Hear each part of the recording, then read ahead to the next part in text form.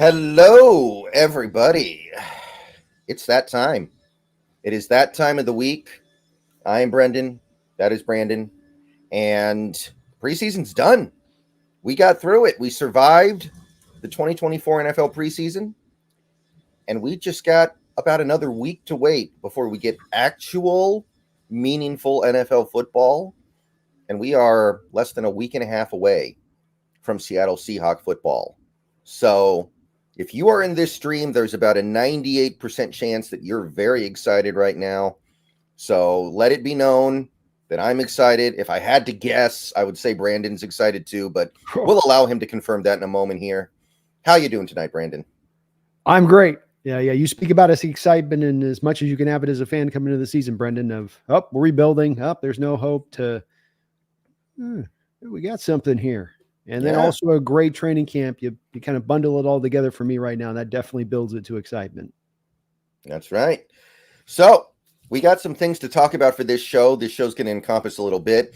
Since the last time Brendon and Brandon met up, the Seahawks have made a trade, a little bit of a trade that was probably in reaction to something that happened in last week's preseason game.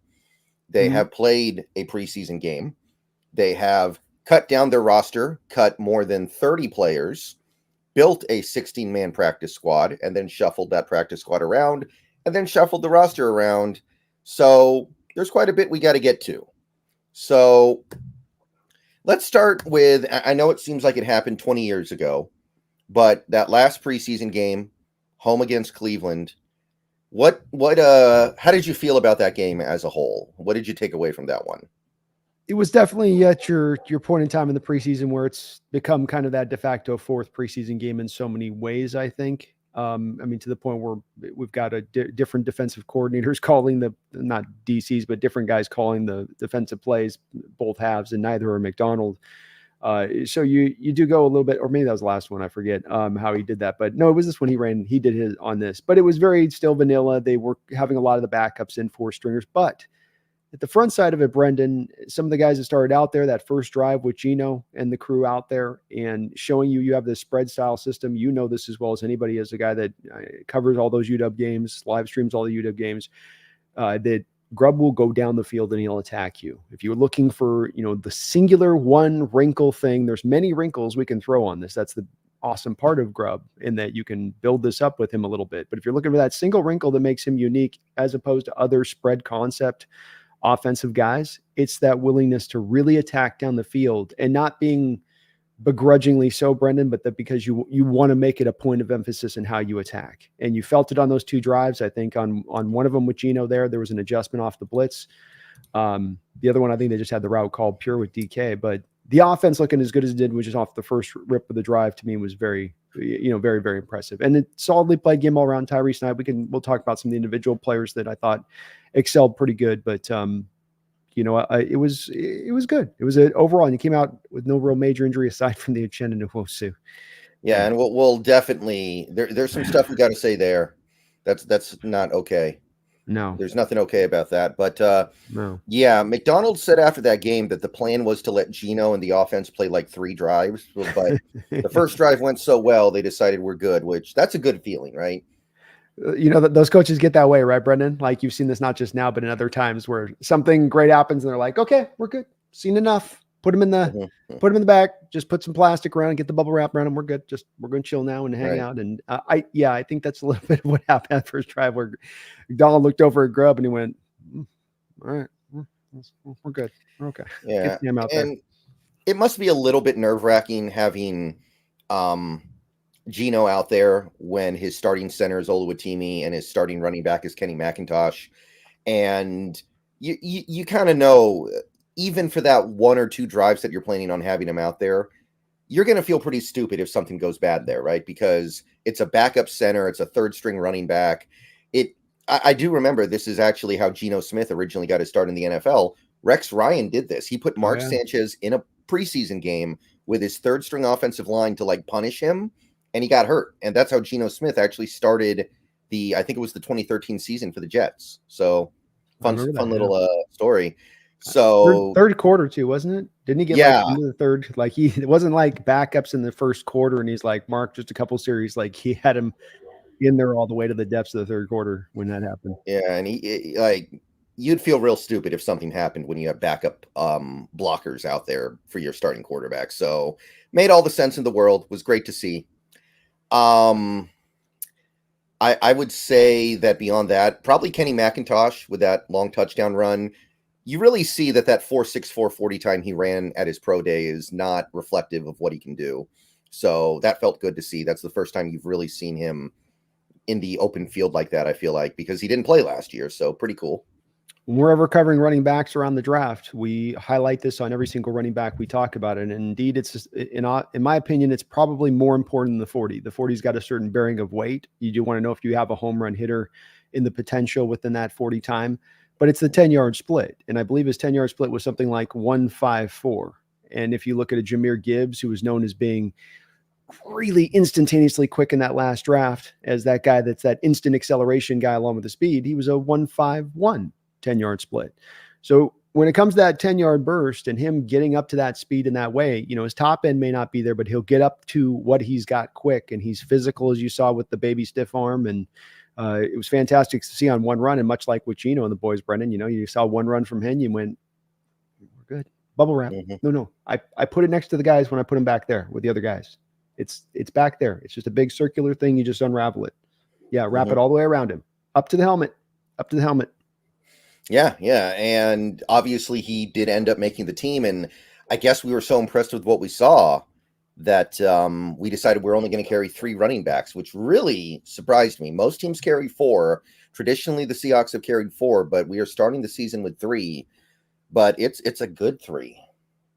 It is a very good 3. I had maintained, I thought that we had the strongest 4 with Holani there. I still think with even the 3, we'd have to go probably deep into Seahawks history on this one. But I think even with this 3 right now on paper, it looks like the strongest 3 you've ever had as a stack of this. You've maybe had a 1-2 stack stronger, a Ricky Waters, Sean Alexander kind of thing, but a stack of 3 this good, I don't think so. And that's very encouraging. And you're right about how much it speaks to the confidence of the team that they're only carrying 3 of the guys in that they got these guys. I think they also would, if they had to in a pinch, toss Laviska back there and give him some carries, kind of a la Cordell Patterson kind of thing, if they really had to. Not saying they're going to do that, but if you go, injury here, injury there.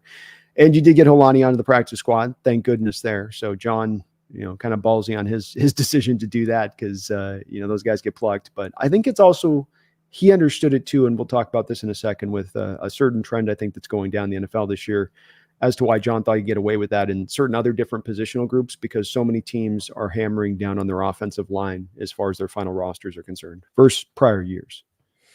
Right. And, I'm hoping that one of these years the NFL expands the roster out a little bit so we don't have these tough decisions. Like they're going to go to 18 games at some point, and when they do, I'd love to see them say like, okay, every team gets 56 or 57 roster spots. That's just common sense, right? If you're playing more games, you need more players. So maybe it happens then, but it was a little bit of a tough cut down day, but you want to have a tough cut down day, right? That means you got a really good team with a lot of players that you really like. So I'm certainly not upset about it. We want to be to a point where, like back 10 years ago, half of our cut down guys are being signed to active rosters. Mm-hmm. You want to be in that position. That's indicative of the fact that you are properly building a roster. The league recognizes it. They understand you're doing it right there. And it's a good thing, not a bad thing when this happens. And it's inevitable for all really good teams that are also building good depth. Right. So going beyond the starters on the offense that obviously looked really exciting. How'd you feel about Sam Howell in this game? Overall, he played a lot this preseason. And I feel like there was more good than bad on the whole. I feel like this game was more good than bad. And I would not have minded seeing him a little bit more than we did, but I can understand them saying we saw enough. He did throw the 80-yard touchdown pass that got called back on a penalty, which, I mean, that's probably something the coaches kind of count, even if it doesn't count on the scoreboard because it's preseason. They're going to look at that and say, okay, I think we've got something pretty good going on there. But how do you feel about Howell right now? He started from the bottom. He was Drake.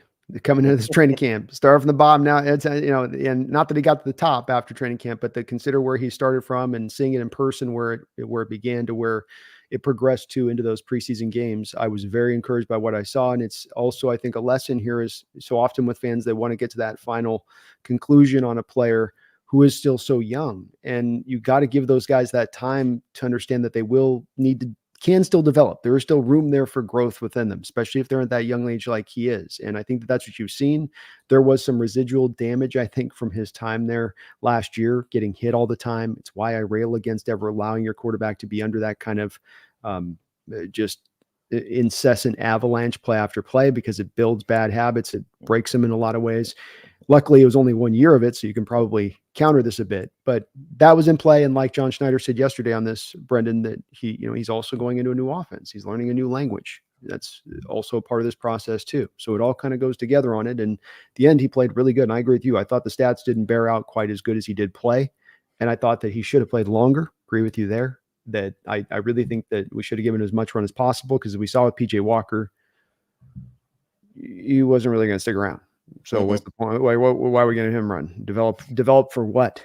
Kind of thing. And but he did play really good. And I thought his decision making was really solid through the preseason overall, Brendon, where you saw him avoiding the bad throws and the interceptable worthy passes, because he's not trying to process. So I'm encouraged, and still a guy hopeful for the future for us as far as how we look at him. I think as far as fans, I'm not saying he is the guy, but he certainly hasn't done enough to say, well, you definitively can say he's not the guy through this first preseason. Yeah, I mean, we're at the point where if he has to go into a game and do some stuff for us to win, I'm going to feel like he can do it. I'm not going to say he will do it.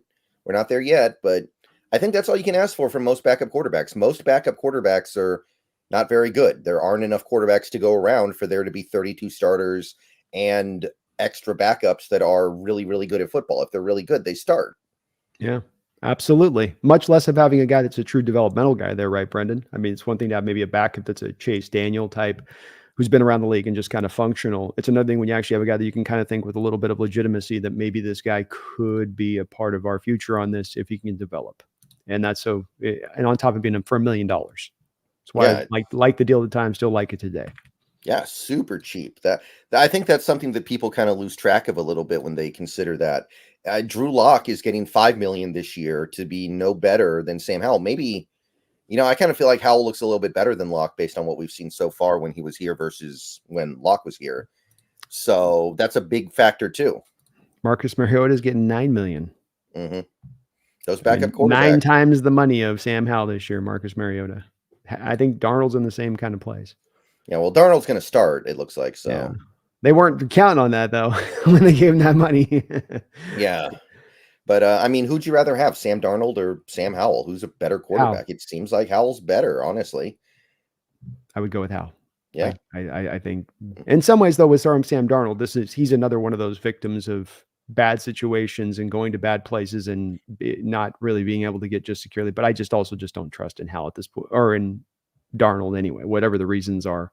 Mm-hmm. He's at that spot where he is one of those guys, as they said with Geno at one time. Well, this is a guy unlike Geno, who after he missed out on his first spot has had a couple of stop spots to re-show himself out to be the former top 15 first round pick guy that he once was, and was not able to capture that. Maybe this year he does in Minnesota. I don't know. Yeah. We'll I don't have a great feeling about that, but like he was in San Fran last year. He could have looked good there, and he didn't. Now he had to beat out a credible starter, but it's not like he was in a QB competition with Josh Allen. He was in a quarterback competition with Brock Purdy. So that's a winnable battle for a good quarterback.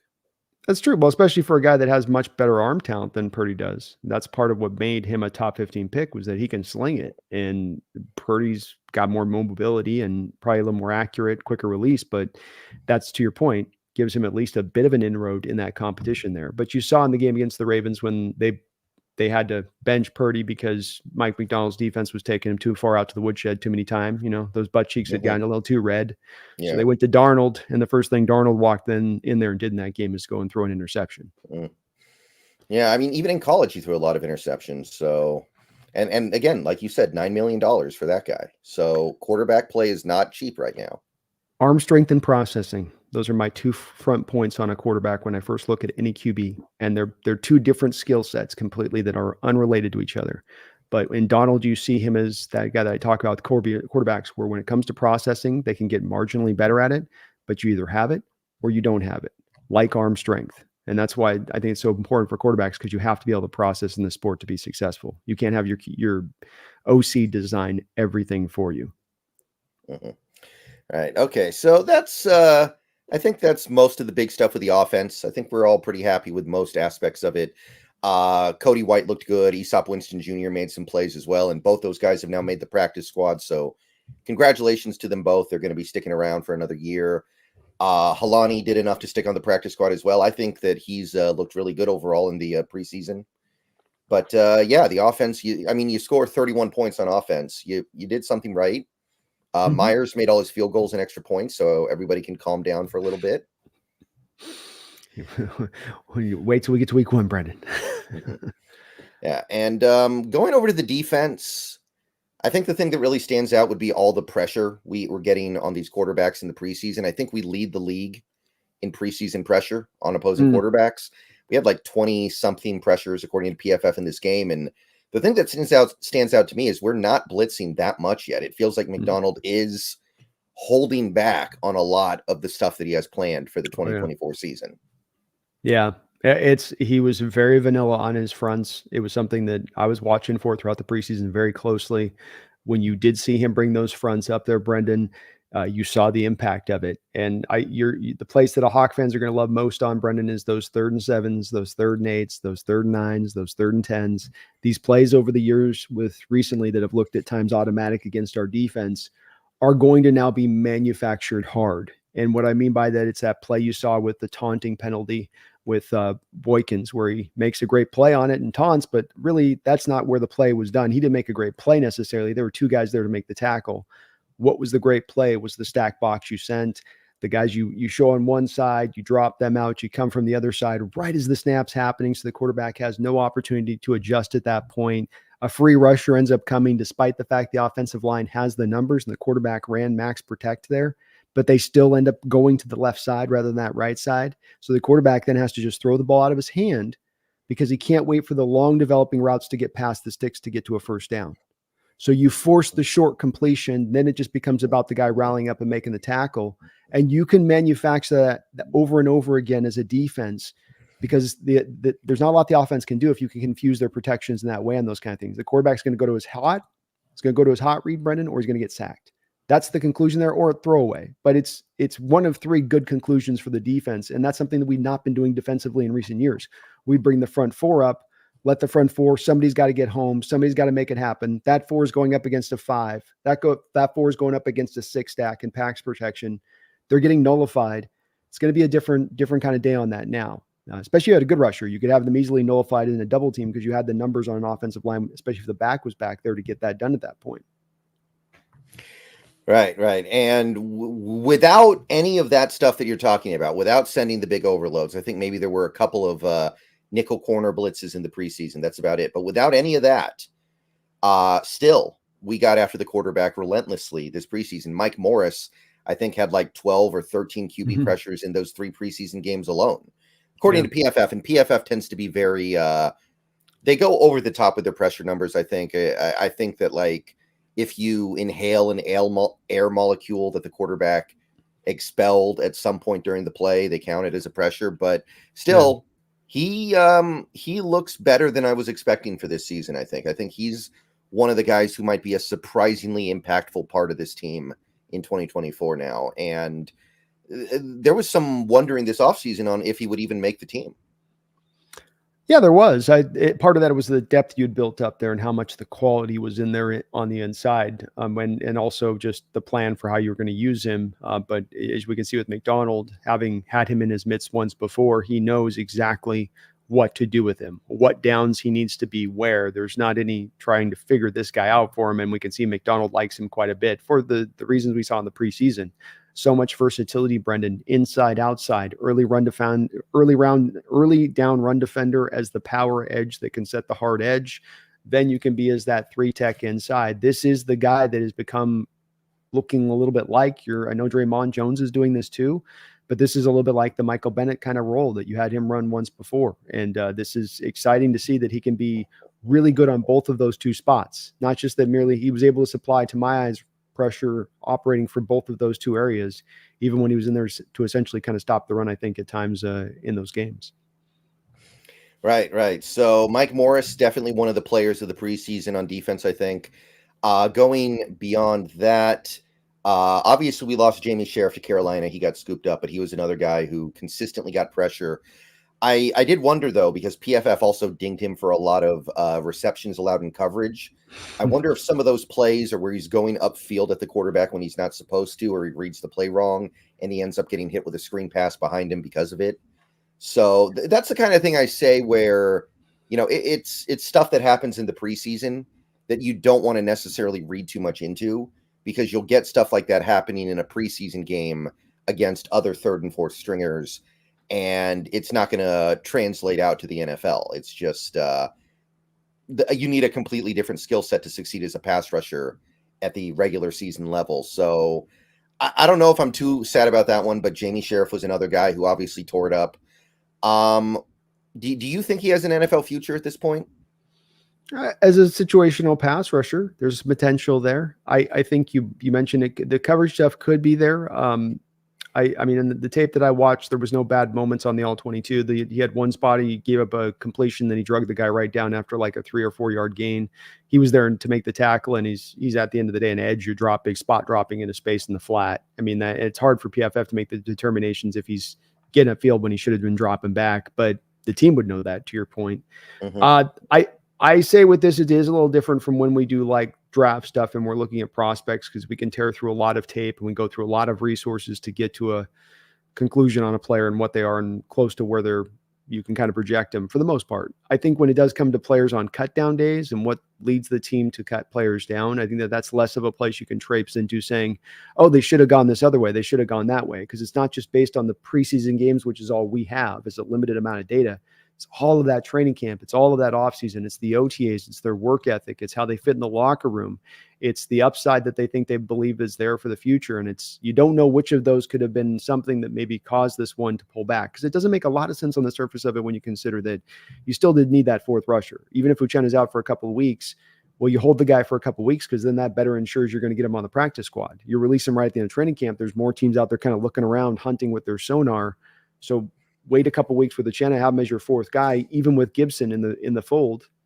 And that seemed to make a little more sense to me, but this is also probably an indicator, Brendon, that they have a lot of intention to play Draymond Jones out off that edge a lot.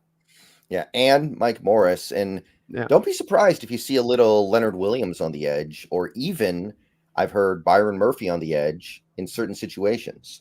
That's probably making them feel a little more liberated to do something like deal a Darrell Taylor, let a Nelson Caesar go, let a Jamie Sheriff go.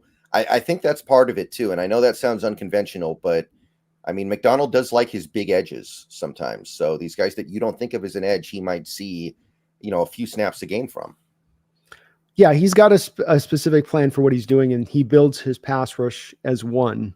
And so those big edges have a role in that building of the pass rush. For instance, you mentioned Byron Murphy, where he got his near miss sack in I keep calling him San Diego, in the Los Angeles game. He's operating off 4-eye. So he's not playing 3-4, but he's in 4-eye technique and where he's aligned, and then he loops around the back.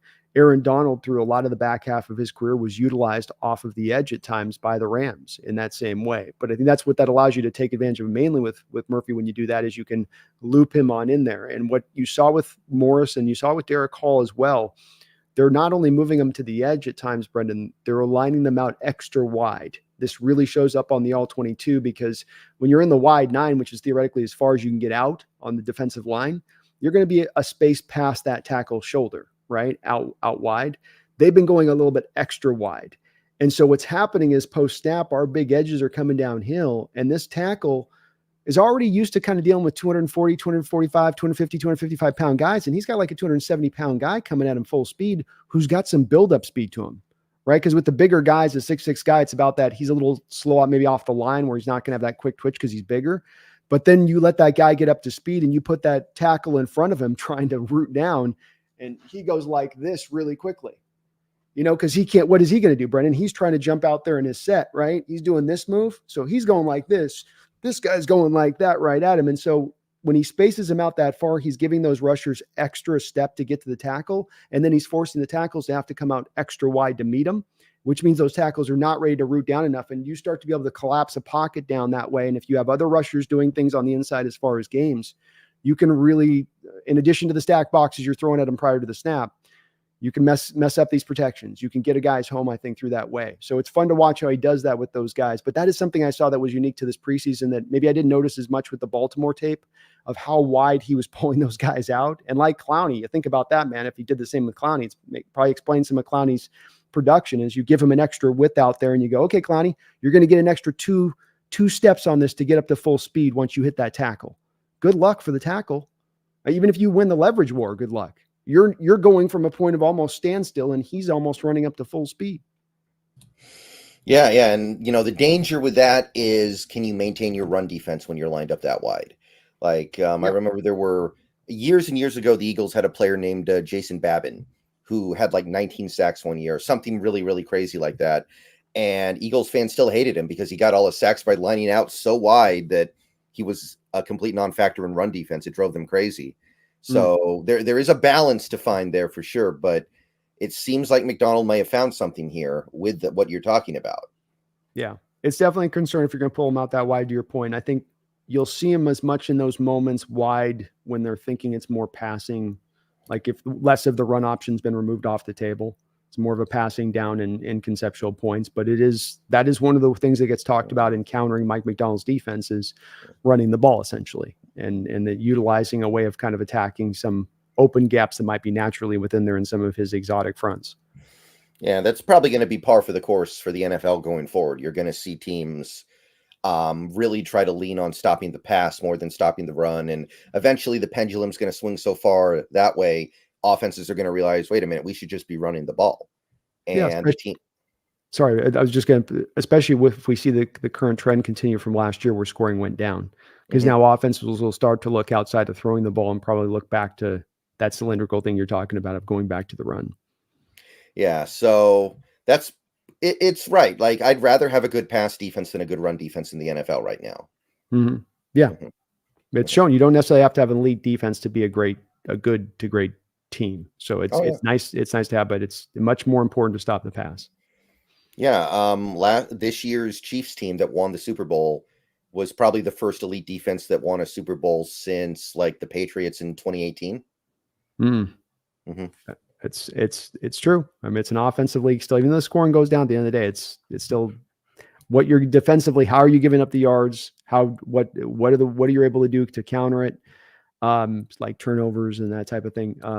Sacks, pressure numbers versus what they get production wise. But yeah, stop the run is something you want to get, ahead of. You don't want teams to just go at you like we've seen a couple times the last couple of years, but it doesn't have to be a dominant factor for you to be a good team. Main issue on defense really felt like penalties more than anything. A lot of penalties. We had some penalties on third down, penalties on like second and long situations. And I think that was the main reason why we gave up as much as we did. I'm not really too worried about it. A lot of the penalties committed by players who are not on the team anymore or are on the practice squad or are not going to play that much this season. So there were a couple people who were like, man, we gave up 33 points to the Browns backups, but I'm not sweating it too much. No, I'm not either. You were into the four stringers by that point. And so, like I said, the guys that aren't on this roster, guys that aren't going to be playing a lot of football for your Seahawks in the future, if they still kind of are even on the practice squad, let's say. So not a lot to get super concerned with that, in my opinion. So I guess the one thing in this game that didn't come out so good, the one thing that we really didn't like was, so to start things off, because this is the part of this that I don't see a lot of people talking about, that I think is a very underrated part of this, is Browns get the ball for their first drive of the game. We get the stop on 3 and out, but there's a roughing the passer call on Nwosu that is, well, they didn't replay it on my feed, but it seemed pretty soft to me, but everyone's going to have their own opinion there. I thought it was a pretty soft roughing the passer call personally. And then the very next play, he gets chop blocked by Wyatt Teller. and gets hurt. And now it looks like he's going to miss at least a little bit of time this year. Maybe only a game or two, but I'm expecting at least a game or two of missed games for Uchenna Nwosu. So that's really not cool on multiple levels. He shouldn't be on the field because we should have had the third down stop. Cleveland should have been punting the ball on that play. And then you have Wyatt Teller going low in a preseason game. Again, he's a veteran. Uchenna Nwosu's a veteran. You're not trying to like earn a roster spot here on the final preseason game. I don't know. Something about that whole situation is very not cool. Yeah, it's a legislative block out of the game too. If you're engaged high, you're not supposed to have somebody go low. The reason that they did that is because there have been careers ended. In fact, I can't remember for sure. I want to say that Entman, former Husky on this, when he got his knee shredded, I want to say he was engaged, and then a guy went low on him with the AstroTurf, and his foot got caught in the AstroTurf there in Indianapolis. So this is why they legislate out of the game. It causes these kind of major injuries, and Uchenna's lucky to slide out from that. We were all holding our collective breath for a 24-hour period because he goes out. I mean, you've got a good run right now with these three guys, but as we've seen over the last couple of years, you start pulling that depth down at the edge and do it early on, it starts to get very lean. And John tried a couple of attempts to get to the open market last year and see if he could reinforce, and it didn't work. And then it would get very, I think, kind of worrisome at that point a little bit. So good that he is coming back, but I agree with you. I think it is as bad and dirty a hit as you get, not just because of how it's a legislative hit that's taken out of the game, but also because of, like you say, the timing and these players and where they're at in their roster on the team, and that they both were secured in it. There's no reason to do that. And he was late out of his stance. He was late to the spot. Uchenna got uphill quicker than he was anticipating, and he panicked and jumped. It may have been he was trying to send a message from the rough and the passer, but I think it was more, when I watched the tape, it just seemed like he's got to pull back across to hit the wham block, and he just didn't get there in time. And so he just was like, F it, I'll dive at his ankles. But you can't, that's just, don't do that. That's, and like I say, and that's ending a guy's career, not just a play that'll end his season. That'll end a guy's career doing that for needless reasons. Yeah, so nothing's cool about that situation. Not helping matters, and maybe we would have done this anyway, it depends on who you ask, was that the day before we had actually traded Darrell Taylor to the Chicago Bears for a 6th round pick. And I don't know if Taylor maybe would have had an extra life had he been on the team when Nwosu went down. I don't know if we would have let him go anyway, but it was kind of unfortunate timing on that front.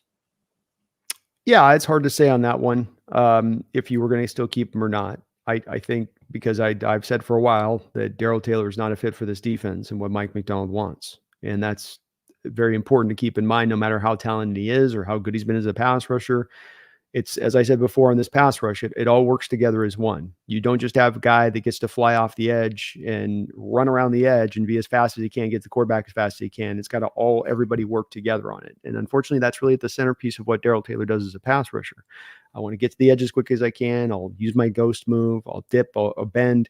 But what happens with those guys often, Brendon, is if they don't get home, they get thrown out the back of the pocket. And then you have a big old hole that opens up for that quarterback to scramble through and go get yardage.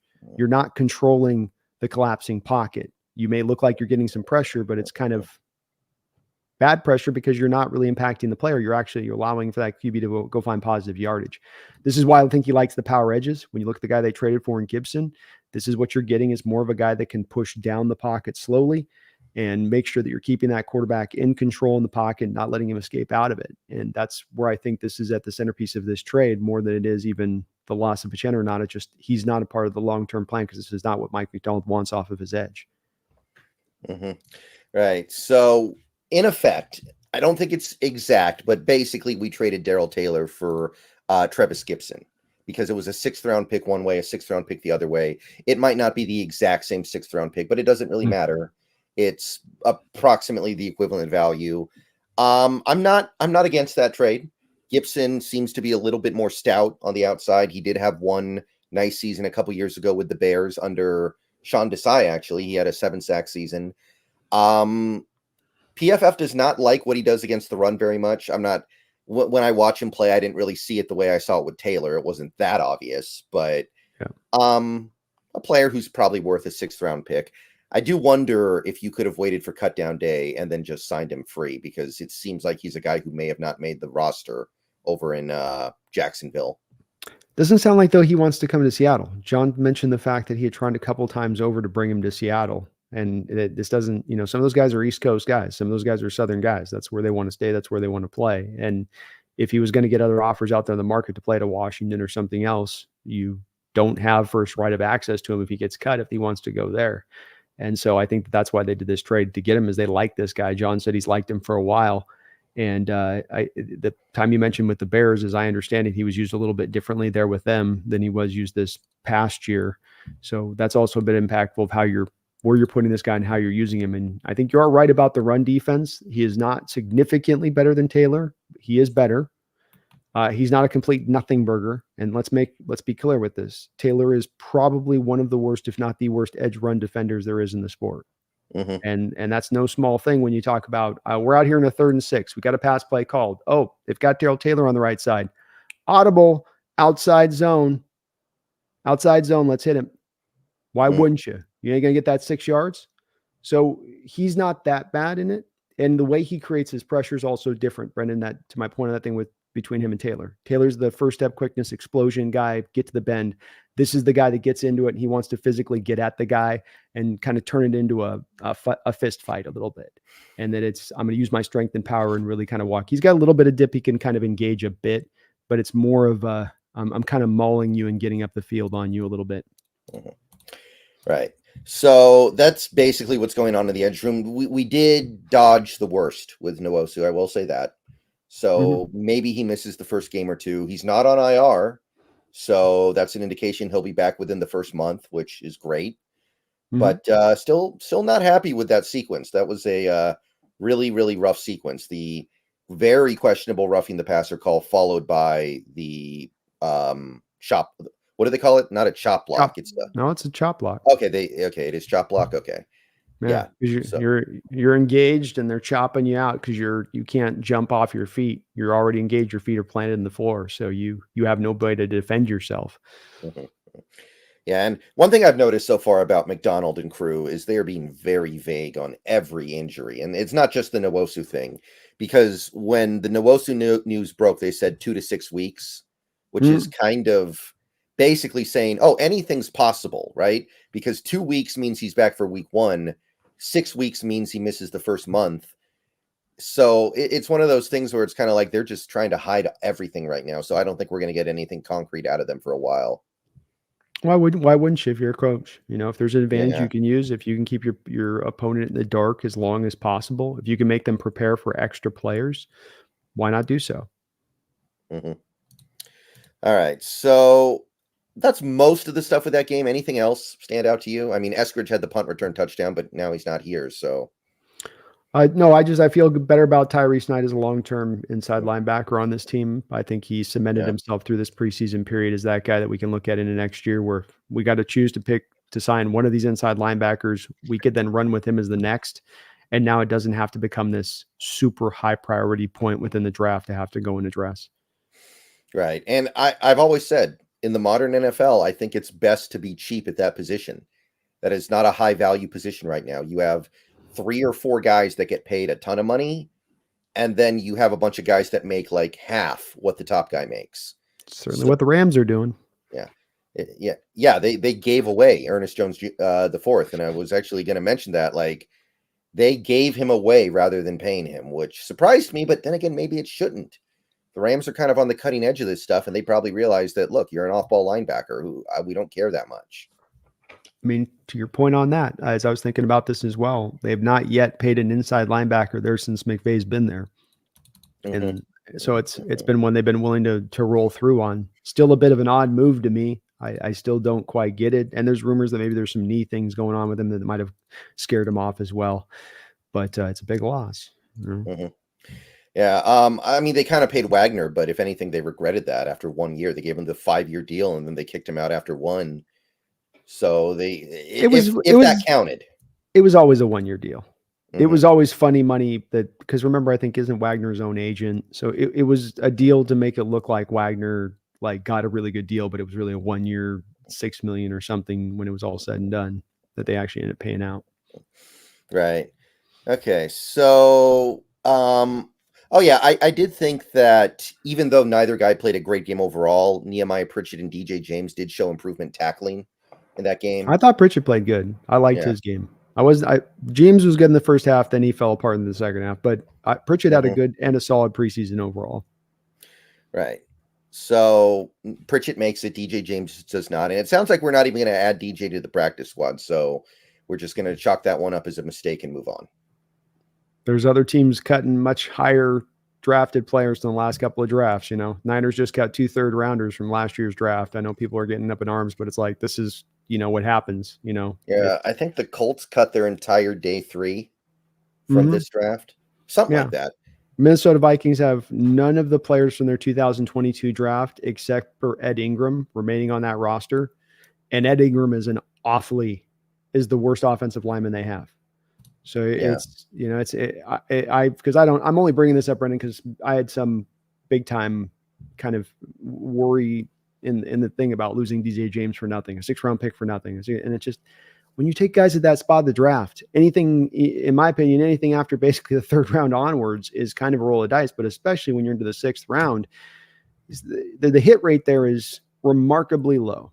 And so we can't get to the spot where you're going, well, get mad if you're Lewis Kine and you're a Viking fan and he's a 1st-round pick from last year. That's the one to get that kind of mad about and up in arms on. That's where you're like, how do you guys do this? The Malik McDowell, that was that kind of way. But not on this one. Right. So moving past that Browns game, we got to cut down day pretty soon after. Again, it's like almost 40 players that you have to let go, and now you do it all at once. I'm old enough to remember when it was like you cut 5 one week, and then you cut 5 the next week, and then you got all the way down to 53. Now it's just like all at once, and the Seahawks really decided to slow roll it. They decided to treat it like a game show, where they vote off one person at a time. Every 20 minutes, you're getting another tweet. This guy's gone. This guy's gone. So looking back at it, what were there any big surprises on your end?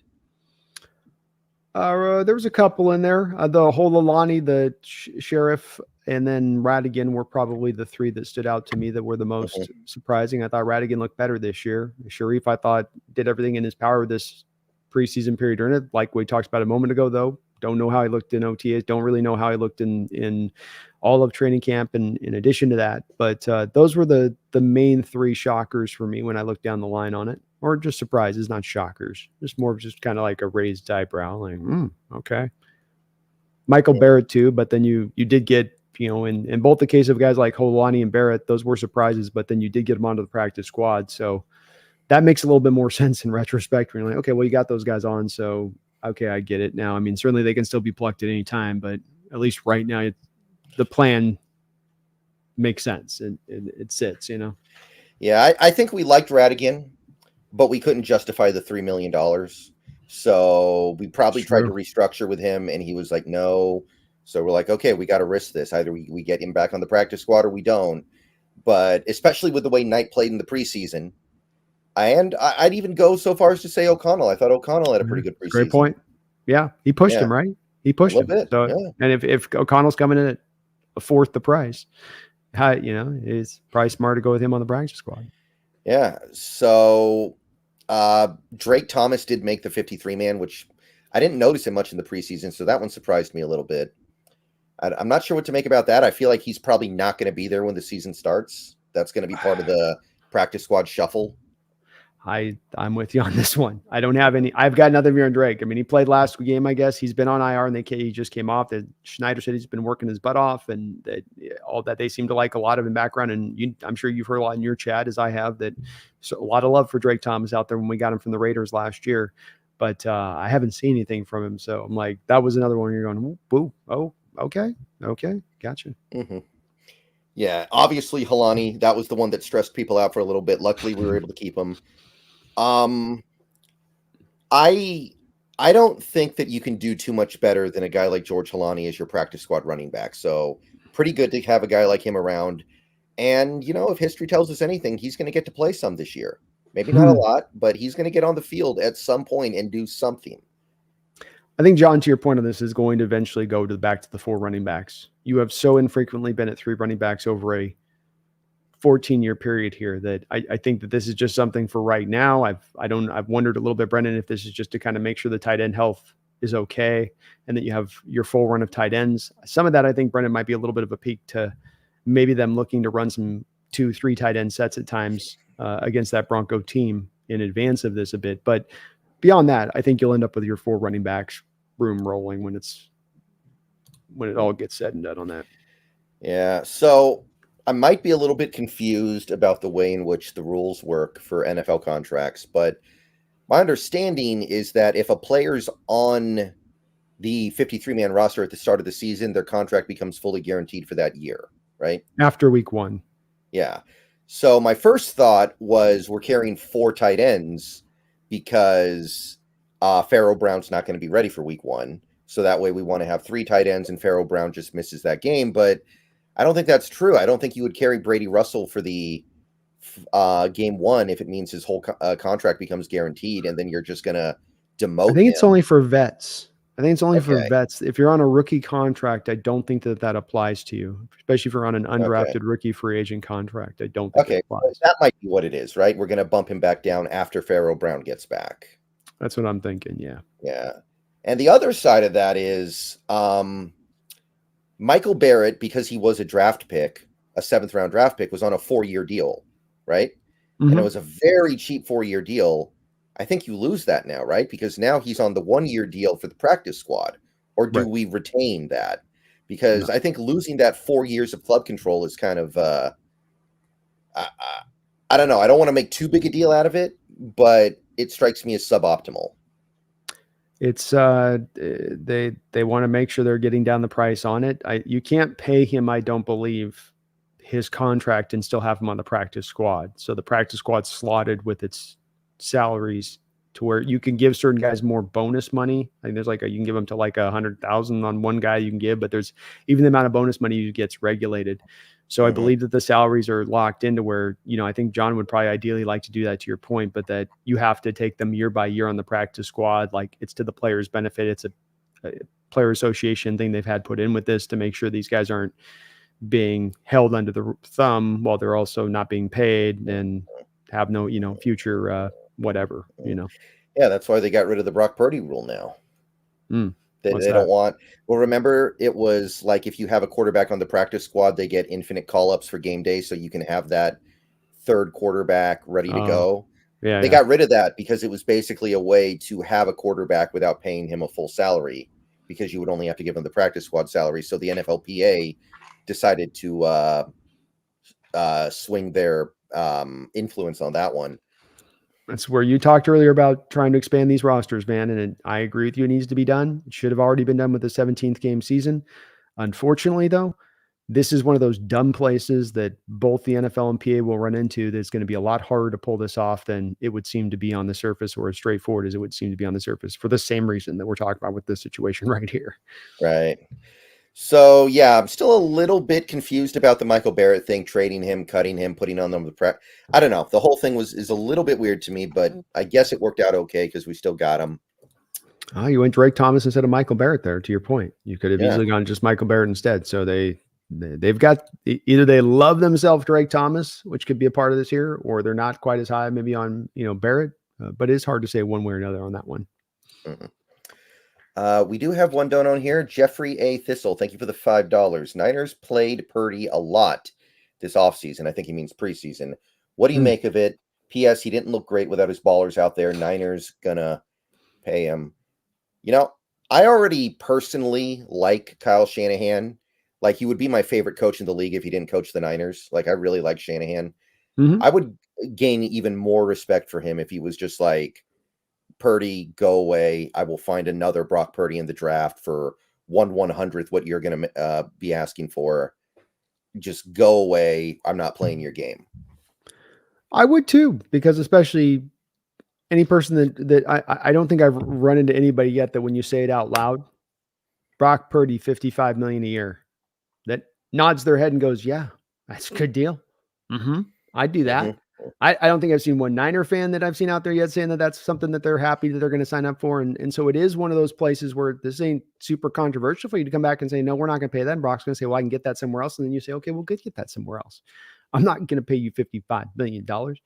And I think that would be the ballsy decision to do and go.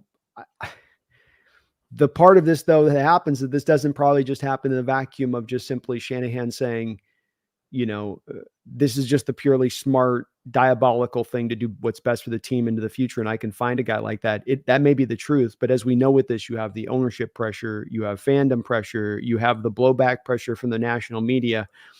All of these teams come up, Brendon, to pay their quarterbacks. They pay their quarterbacks. And it's just that dumb rule of thumb that seems to exist in the NFL. I've rallied on this. We've had so many discussions on this stuff, and me saying that, look, there's a more creative approach to look at the quarterback position than this way that so many teams are doing it. But I think that they're going to get boxed in here a little bit, don't you? On that, I think he has the balls to do that. I don't know if he has the balls to do that and go up against the tide he'd have to go up against to make that happen. Yeah, it's not going to be easy. It's not going to be easy, and I think a lot of these teams, what it comes down to is not really a football decision. It comes down to like a money decision. Like these teams think, if I have this quarterback, I'll be more profitable because more people are going to want to come watch my games. They're going to pay for tickets. They're going to pay for the television packages you need to watch these games because we have this quarterback. So yeah, I'm never going to win a Super Bowl giving Tua $53 million a year, but who cares? At least we'll make money. Mm-hmm. I think it's more of a business decision than it is a football decision at a certain point. Like, it's one thing when it's one thing when it's somebody like Joe Burrow getting the 55. I think that's totally fine. I got no issue with that. But when it's somebody like Tua or Jared Goff, I think you're a little bit more in the realm of like, it's not about winning a Super Bowl. It's about maintaining profitability.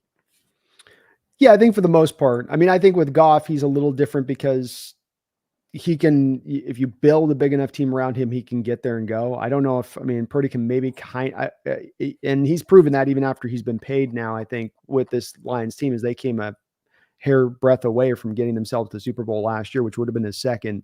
I don't think there's any way Tua ever plays in a Super Bowl or gets close to playing in a Super Bowl. And, we'll see if once you pay Purdy, we'll kind of see on that side as well as if he can get there, because he's been doing it on the rookie deal where they can pay up the super team. Now that does get removed out when you do pay him, and the Niners are walking now to a shadow of cap hell that is just looming over the top of them. And they're like, man, it's bigger the more you get closer to it. It's like, I can't even see the top of this thing. Yeah. Holy Hand Grenade super chatted here with the $2 about the Brandon Ayuk contract. Yeah, we're definitely going to have to talk about that a little bit. So the thing is, this is probably it for Trent Williams. I think he retires after this year. I'm getting that sense. And if that happens, they might be able to make this work because Debo can get cut pretty easily next offseason. Debo's going to have 1 year left on his deal, very little guaranteed money left. Mm-hmm. And then your big contracts are going to be Bosa. You might be able to start moving off of Kittle at that point. I can't remember how long Kittle's contract is. Well, let's go with this first part first. Just backwind this a little bit. We're $39 million of dead money for them next year. Now they do have money in cap space as it currently stands right now. So that's the notable part, is that they have the money here to roll. They'll be able to roll some of this money they have currently over into next year's cap once the Ayuk thing is done. But with that said, they're currently right now in the books with $28 million of dead money on the books. If Williams comes back this year, they're going to have to make an adjustment to that deal. And if they make an adjustment to that deal, that does mean then that his dead money next year is going to be even further than what it would be. Because remember, if he retires, it's like the Donald thing. Like the Rams are still paying Donald on 2025, negative 30 some odd million dollars of dead money. Like they're only saving 500. So it's a little bit of the same thing there. I would offer to you there on that, where they're going to have a pretty huge hit over there at that point on the side of it if they do go that route with it. And I'm just looking at you can save a little bit of money. You can post June 1st with Debo, which we can help on that a little bit. But I still think that they are walking into a very tough cap situation here as it currently stands going in the next offseason, especially if you're factoring in the Purdy deal on top of it. Yeah. Do they have any other big contracts on defense besides Bosa? Oh, Warner. That contract's probably getting close to the end, though. That was signed a hot minute ago. He might be a guy that they put into that position of being able to get out On that one, he's got some bonuses and per game bonuses and stuff on his over the cap here number. So Warner's only, he's at $1 million for 2025. Come back, he's at 17 million. So there you go. You can save a little bit of money. If you post both these guys though, Brendon, you're gonna have to post June 1st. So they're gonna have to really push a lot of this with both. I think the Debo and the Warner. Kittle's a more clean. You could just kind of go with him he's 22 to 20. So all three of those guys, Brendon, you're gonna have to post June 1st if you want to take that route with it. Man. And I mean, you're talking about Trent Williams, by the way, dead money wise. Sorry to interrupt you. Yeah. But you're talking with Trent Williams, dead money wise. That would be sitting on their book with a new adjustment on the deal. Let's take all the other stuff out, of probably around $30 million of dead money from still Trent retired, done, costing those still on the book for 2025. Yeah, and I'm not blaming them for doing it. Again, I mean, the goal is to win the Super Bowl. They've given themselves a real chance to win the Super Bowl this year. I'm not hating on them for it, but I didn't realize how inescapable this was. I thought they at least had some outs on like the Debo deal and the Kittle deal because those guys are getting older. Like I think Kittle's on the verge of being like just beat up beyond belief to where he's not really that good of a player anymore. I thought maybe they set this up a little bit better, but I guess not. What else? What else is there? Like Hargrave's the one that they got to make a decision on. But then they still have the Christian McCaffrey contract that's going to be sitting on their books. So I mean, you look at it, that just happened as well. And then, how much longer is he from a productive standpoint? They've got the voided year of Chidarius Ward at that point. So he's not on the roster by 2025. You're going to have to do something there with corner. And this is important because DeMondre Lenore is in I'm going to trust that I can go and earn my contract this year. So they could be looking at as well. Both of their cornerbacks gone by next year. Right now, they're starting 2 cornerbacks. You're talking about Kittle, which I think is a feasible one. And so that's where, as well, when you look at that paired with their recent history in drafting, Brendon, where, Brock Purdy's great. They just cut 2 third-rounders, Cameron Latou. Remember Cameron Latou, the Alabama tight end? Like, he's gone. They got Danny Gray. They just cut the receiver out of there. So you also have some spots where you also have your share of misses through this time period as these guys are starting to move on. And as we had with our Hawk team at the LOB, that's what happened with us, right? We weren't able to restock the shelves once those guys moved on and retired. And that's a little bit of on the surface of this, of what it seems like they're going to be facing here as we get into especially next offseason. This year, they're going to be potentially just as strong. We'll see what happens with Trent Williams, but I think you're right about the retirement thing coming down. He's 36 years old. He's played a lot of football. Does he want to go another 3 years, 4 years on the field? Hard to see that. Yeah. And Debo's clearly a guy who's going to retire early. Like, he might retire really early because the way he plays, he takes such a beating. If he decides I'm done with football after this season, I'm not going to be shocked. But either way, I don't think he's on San Fran next season. I think they got to make a decision there. He's a guy that, to me, wouldn't you say, that strikes me as one of those guys that they just overused on a season or two, and there's like some lasting damage there. Not damage like he's broken or that he can't be a great player, but just that, like, it's the same reason the backs fall off the cliff after 2,000 touches. You just take too many hits, too many tackles. You mentioned Kittle. I mean, have you seen a guy with more highlights of just getting completely, like, he makes the catch, but just took your knees hurt on some of the shots he takes. We're like, it's surprising he hasn't torn his ACL 15 ways from Sunday on some of the shots that guy's got. He's a warrior, but whew. Yeah, it's like Marcus Smart in basketball, the guy who was a longtime Celtic. He took so many charges in his life. He was like the charge master.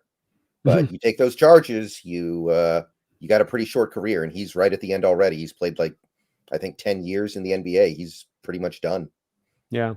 It's just the way it goes if you're going to be that physical, I think. And I do wonder that a little bit with where Kittle is with that. And so, they haven't another position, by the way, where you're cutting Latou, and they've got a kind of a who guy right now is their backup number 2 tight end there. And it's, again, we're looking at these guys moving on. They don't necessarily have an answer sitting right behind them to readily just put right in there if they're half to move on. And I think they have like 40 free agents or something after this offseason.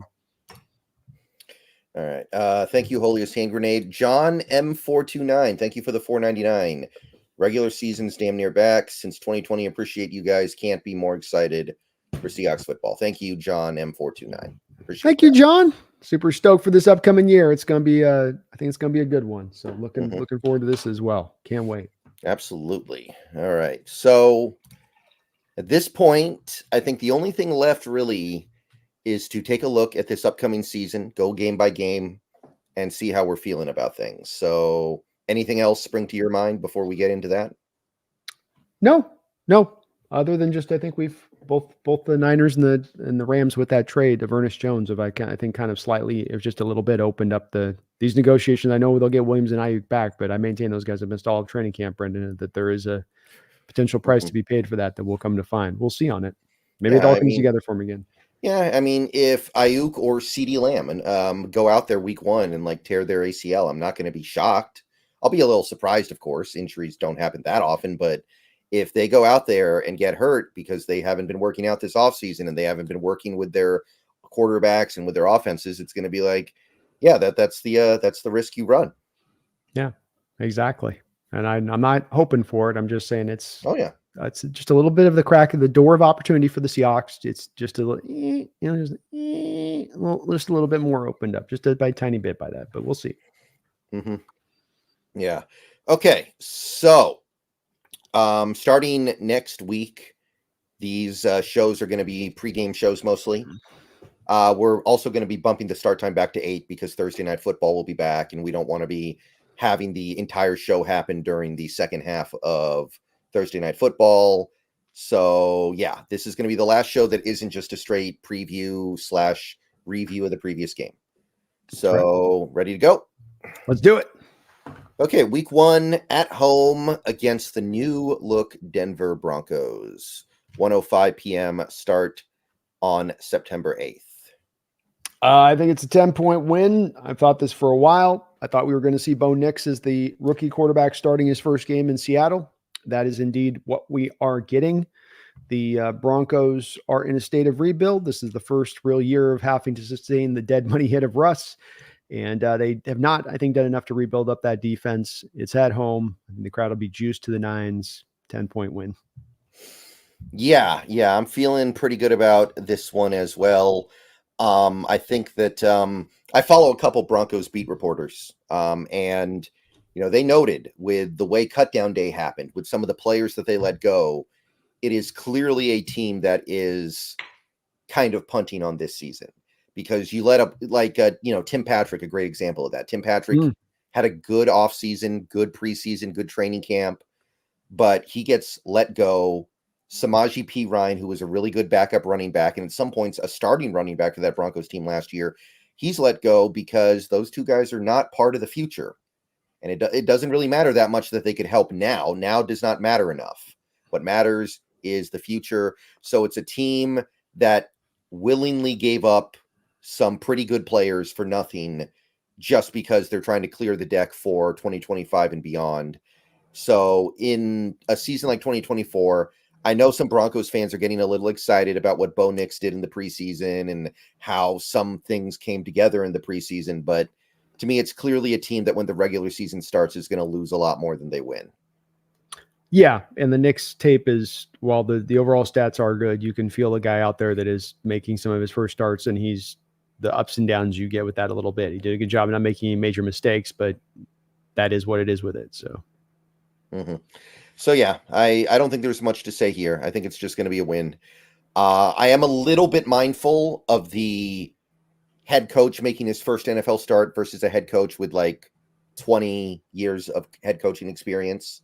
I am aware of that discrepancy, but there's also a talent discrepancy here that I think should cancel that out pretty easily. And playing at home helps out a lot. Okay, week 2, we're going on the road here. 10 a.m. start on the 15th in Foxborough in Gillette Stadium to play the new look New England Patriots. You got not a lot of great reports happening out of New England. Much of what you're seeing or thinking or feeling from Denver, you're thinking or feeling from New England, that this is a turnover season, that a legendary coach moves on there, and rather than the cupboard still feeling like it's actually well stocked like it is here with McDonald coming in, it actually felt, and it does feel right now, Brendon, to be very bare with the Patriots. They made the Matt Judon trade recently. You want to talk about signals. signaling that this year maybe you are out on this one. I think that's a pretty great signal at that right then and there, that you move your best pass rusher just a couple weeks before the start of the season. I know him and Hightower are having their share of issues, but it is an indicator to me a little bit. So Jacoby Brissett is your starting quarterback, not even rookie Drake May. Jacoby Brissett he's not a bad quarterback, but he's not going to put any fear in my heart. I think that we can get after him. He's not ultra mobile back there. And so I do think, even though it's a 10 a.m. game, I'm going to put a dub on this one as well. Yeah. I think this has got to be another win as well. New England's another team clearly looking to the future, not really thinking so much about the present. So I'm going to say that's another fairly decisive win, not going to be a blowout or anything. By the way, that New England team is one of the biggest, hardest hit from injuries so far in the early parts of this offseason. Christian Barmore is going to be out for this game, and honestly, the way they're talking about it, it might be really bad. It might be like career ending. It's blood clots, and blood clots are no joke. No, that's ended so many of a player's career. So yikes. Yeah, that's a Chris Bosh stuff right there. Yeah, no, that's bad. And there's not a lot they can do about it. So they lost a couple offensive linemen in that last preseason game against Washington. I was watching that. Sidney Sow, who was actually going to be an important piece for them, is going to be out probably. Brissett got hurt, although it looks like he'll be fine. But that New England team has been kind of beat up by injuries already. Yeah, and you're getting to go there in New England, though it's a 10 a.m. game. It's not even where you're going to be encountering the elements in winter and winter wonderland. The weather should still be pretty good conditions to play football. And I just think this is where the schedule makers did us right with this new coach and giving us 2 games set up where both of the two teams are as set up as much as you could ask for you to kind of be able to feast in the opening 2 weeks as you try to find yourself. Yeah, and the Red Sox are going for one of those last playoff spots at this point anyway, so nobody in New England's going to even care that much. Half the stadium will be filled. Yeah, we know how it goes. Okay, week 3, we come back home, and this is a really interesting game, I think. There are so many different angles on this one. This one's tough, but hosting the Miami Dolphins, how do you feel? Well, it's a game that's going to be a lot of fun. Another game that you're very happy about on this schedule. This one and the Buffalo game are the twos that stand out to me on our schedule that we're getting to deal with. I mean, the Packers games this way as well, I'd offer too, where you're happy you're getting to play these games at home rather than having to go out on the road. And last year, McDonald's defense held the Dolphins to 20 points.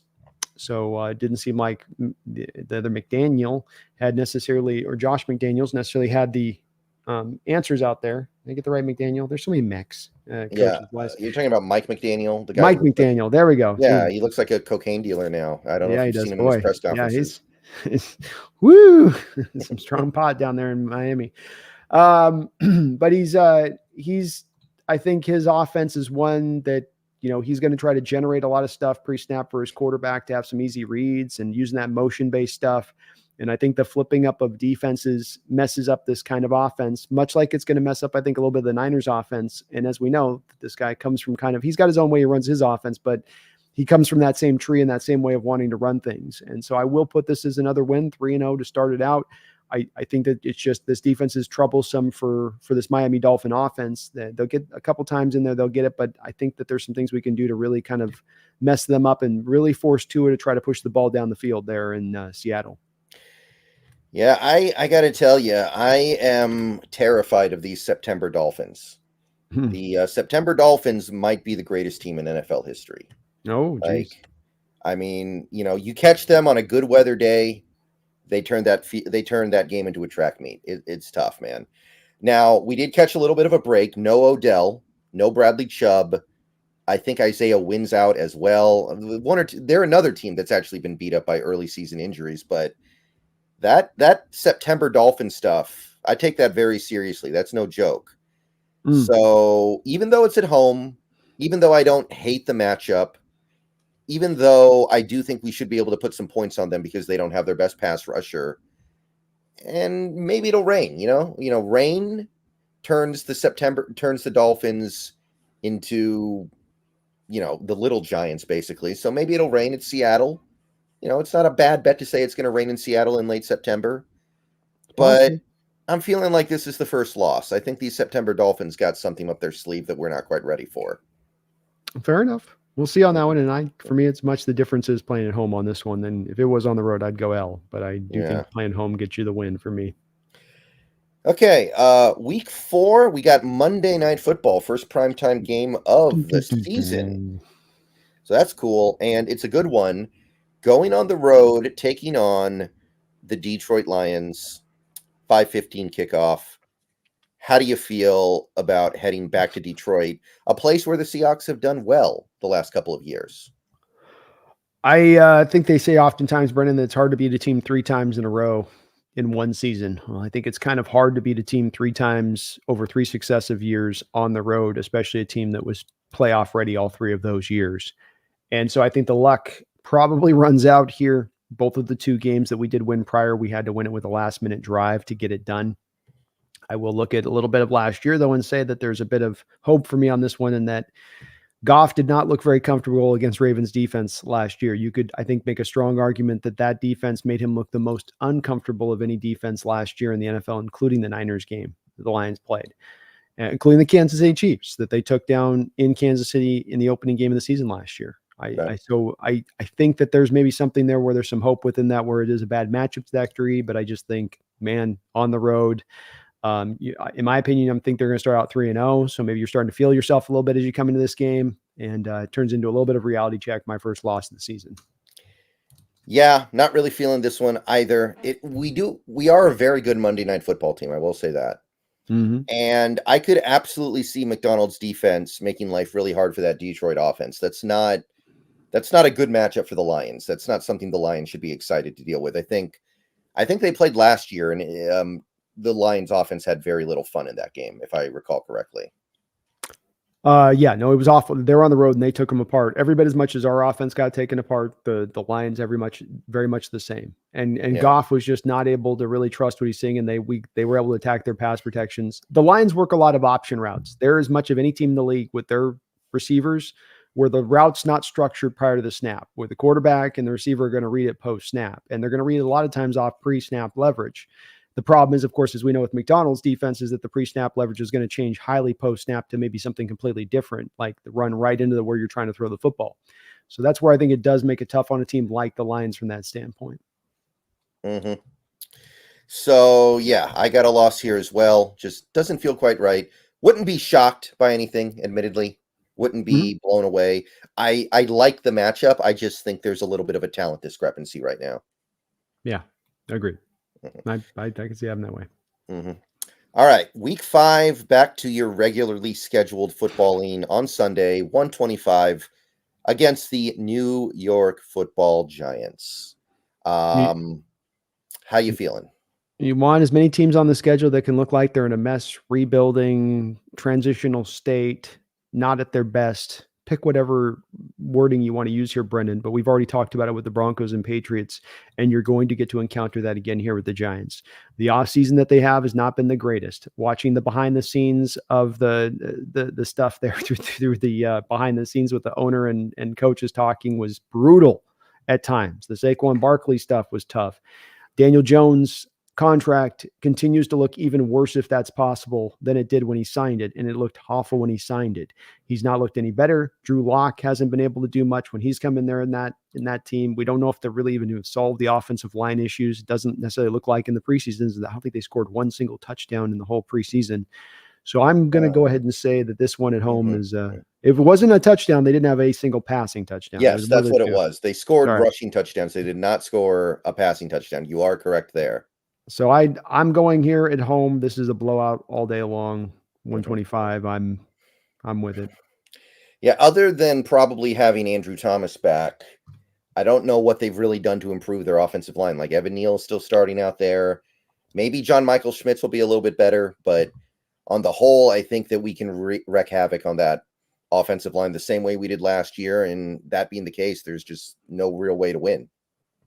Nope. And you're right. They're just trying to count on the guys to kind of develop that they've picked high in recent drafts and hoping that'll make it go. And I don't think it'll be enough. Right. So, yeah, that's going to be a win, I think. And then we have more primetime football. This one's Thursday night at home against the reigning NFC champions, the San Francisco 49ers.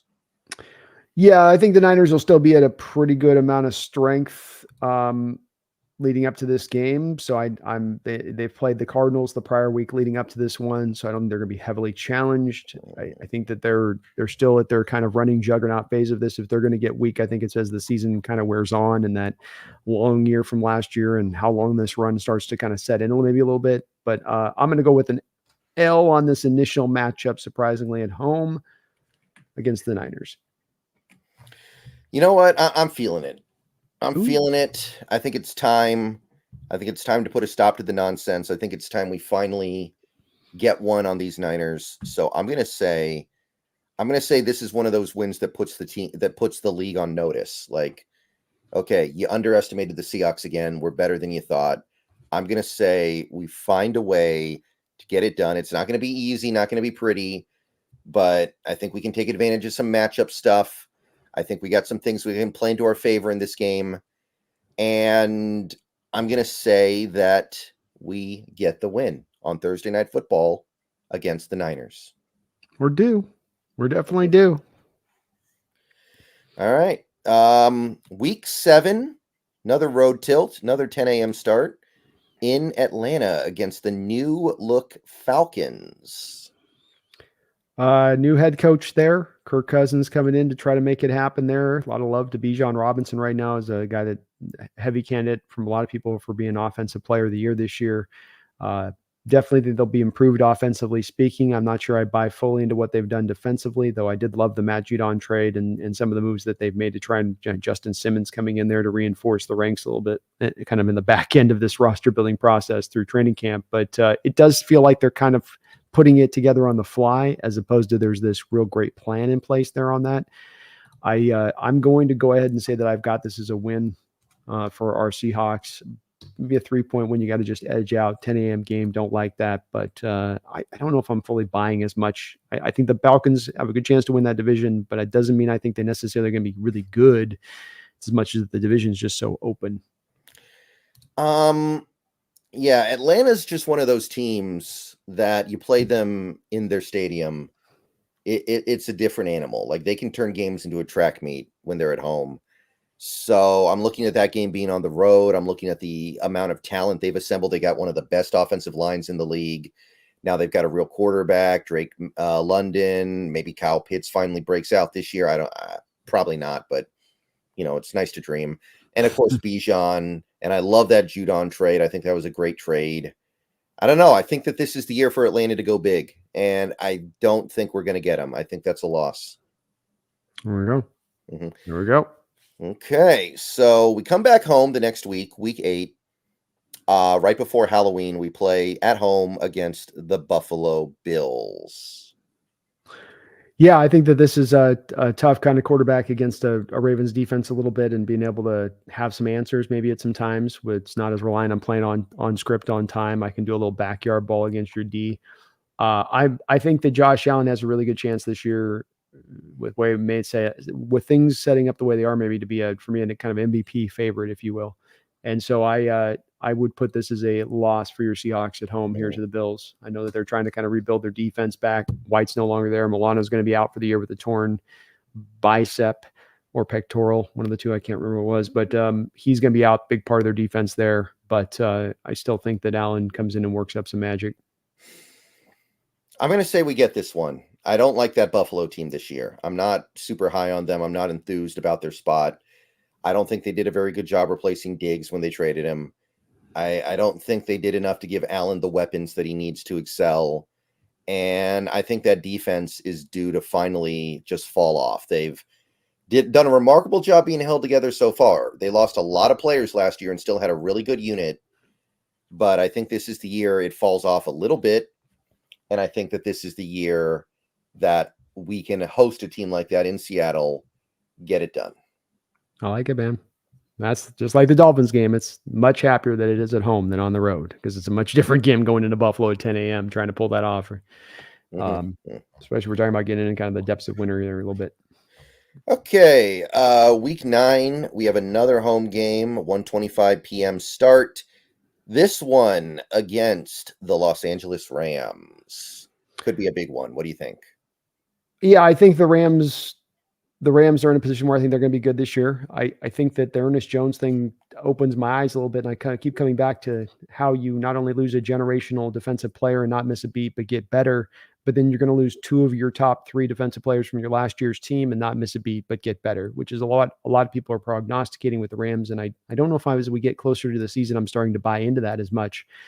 I think we do split this year with the Rams. I think Stafford in one of these games will have an answer for McDonald's defense like he did last year against the Ravens defense, because it wasn't really McVay who had the answer in that game that they took the Ravens to on the brink at home. Ravens won it in overtime, but it was more Stafford was throwing the Stafford dimes all over the football field, bending the bullet of the ball, that type of thing. That's what got the win. And he'll have, I think, kind of maybe one of those kind of games in how we play him this year, but I'm not going to count that happening at home. So I've got this as a win against the Rams. Yeah, I'm going to say we find a way in this game as well. That Ernest Jones trade, I mean, I know everything we just said about how you don't want to overpay inside linebackers. It's not that valuable of a position anymore. But is that the trade a team makes if they really think they have Super Bowl aspirations? Is that the trade a team makes if they feel like this is the year to go all in? Well, that's what I've been wondering about as well with this. I think it's a good point on your part, because it's hard to see how that is the case. If the intention was that we don't want to pay Ernest Jones, then you make the trade in the offseason around the draft. You have that reinforced for the upcoming season. That it happens here almost seems to me a little bit of we've made an assessment through training camp of where our team is at, and in our self-assessment of where it's at, though the populace is out there buying into us and saying this is going to happen based off last year and all that, maybe we kind of were able to kind of get around some things last year that we're not going to be able to get around in the same fashion this year, especially losing Donald. So let's just lean into this. And as we're seeing with a couple teams we talked about on this list, like the Broncos, there's some teams leaning into it in this way, and it's going to strike some people maybe odd with a Rams team that is seemingly so prepped and ready to go. But I struggle with that one, Brendon. I don't understand how they're going to be so good defensively when you look at, you lost your defensive coordinator. You know, he's a new head coach now. No Donald. You got Braden Fisk and Verse will be fine, but neither of the guys played in the preseason, Brendon. And I know that's whole McVay's thing, but those are rookies. So they're just going to come out the gate, no preseason, and boom, they're ready to run and be good right out. You know, we'll see. We'll see. Yeah. I don't know. I'm not sure what to make of that. That trade really threw me off because I was kind of ready for the Rams to have a really good year this year. I mean, this could be Stafford's last year too, by the way. He's old. He's beat up. He's missed either a little bit or a lot of time the last 2 years. Like, I thought they'd be going all in for one last Stafford run, but they're kind of, I don't know, it feels like they're lingering around in limbo or something. I don't get it myself necessarily to your point on that either here, where if you're going to turn around like last year, and they sort of did this last year by eating all that dead money, and then, okay, now we're going to go around. They had a different purpose this offseason, but to hit this spot of the preseason and to pull this, to especially understanding you're kind of needing every defensive hand on deck that you can get because you've lost Donald. This is not a time to start slicing and paring down even further. And so maybe they love the backup talent they have behind them. And it's just that maybe just reach that impasse situation where he says, I want to be paid. I'm not going to play if you don't pay me. And they're like, we don't want to pay him. And we got to do what we got to do. But it's hard to see how they still remain in this locked in second or top of the mark for the NFC West as they currently look on paper to me. And they've got some other things beat up too by the Brandon. They got a lot of injuries around across the board. Alaric Jackson's getting suspended the first 2 games of the season. Their left tackle. I don't know. Their Stafford's had the hamstring injury already. His injury stuff's come up in training camp. Yeah.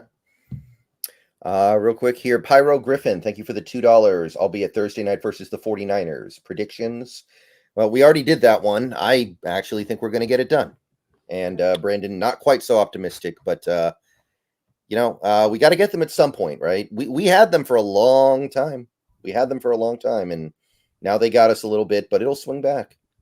I got a split in this year. Niners and Rams, I got a split. And with the Rams, I think we get them at home. And with the Niners, I think we get them on the road. So I do think we end up at least coming back and pulling some of the rope back our direction here in this tug-of-war battle. But I do think each of them are still very strong teams that will still be tough to deal with in these matchups. Mm-hmm. All right. So after the Rams game, we got our bye week. Not a bad spot for a bye week overall. I don't feel too I don't feel too bad about having that. Thank you for the donation, by the way. Sorry. Oh, right. Thank you for that dono. Yeah. So against the Nobody in week 10. That is the bye week. I think that's a pretty good bye week to have. Pretty happy about that. Yeah. And then week 11, we go on the road, 1:05 p.m. in San Fran, playing the 49ers in the Field of Jeans, or Levi Stadium. Levi. What do you think? I'm going to go with the win on this one. I just think you'll split these two games. I don't know if it comes at home that we win it and then we lose on the road, but I think that the Niners don't necessarily have a dominating home field advantage with their crowd there in that stadium. It's just down the road. It's not an early game. So I'm going to go win here, but it is at kind of more the heart of just when I look at the Rams and Niners this year, I think we split in those games. I think we came very close to the Rams last year to being able to split, and I think the 49ers were going to be able to do it this year. So. Yeah, I had us winning the first game, so I'm going to say we lose this one. It is kind of nice getting this game after a bye week, though. Maybe we can cook something up special. Maybe McDonald can do to Purdy what he did when they played last year. You know, that'd be cool. That'd be nice. But I'm going to say this one's the loss. So I think we do split like you. I just have the different games going the different way. Makes sense. It's time for a home field to matter, to mean something for the Seahawks again. Absolutely. No, I could see it. Especially with that defense. Okay, so week 12 now. We're getting into late November here. This is right before Thanksgiving, 1:25 p.m. home against the Arizona Cardinals. What do you think? I call them the Arizona Seahawks cast-offs. That's what I call them. I don't have any faith this year in the Cardinals like some do. They're getting a lot of lauding for 4 wins last year. Some people are really buying into Kyler Murray, really showing you what he is this year. I like their receiving core. I think that they will find a way to be productive offensively. I think their defense is rough and doesn't have anything as far as a pass rusher. They lost Ojulari for the season. Maybe they'll make us trade for Hassan Reddick at some point, try to do something like that. But I just look at that team and I say, I think we get them in both games, quite frankly, and I think we win both games handedly. I'm on the same boat. I do think the Cardinals did some mildly impressive things last year. A lot of their losses were close. They were more competitive than I thought. But I don't think that this is the year. I don't think that they're there quite yet. I still don't really like what do they got going on the defensive side of the ball, really? Like, I don't see much. You got Buda Baker still in the secondary. The corner position they're hoping that Max Melton kid's going to be something good right out the jump. But I mean, Tavon, whatever his name is, rushing off the edge is their main pass rusher.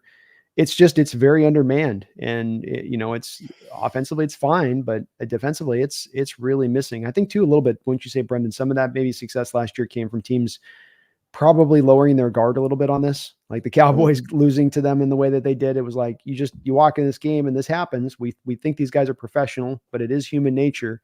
When you're going up against a team like this and you look on paper and you're like, oh, they don't have nobody. We got this all day long. Yeah, definitely. But yeah, I think that's a win.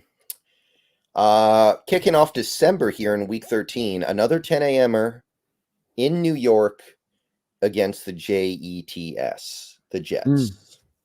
Yeah, this is a tough one to predict necessarily because Rodgers going to hold for a full year.